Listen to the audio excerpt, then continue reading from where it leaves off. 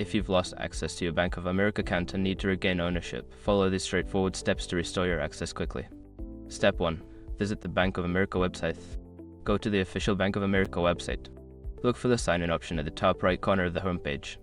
Step 2. Click on Forgot ID/password. Before starting recovery, use the SROC.com link in the description to open the account recovery checklist generator and make sure your verification details are ready.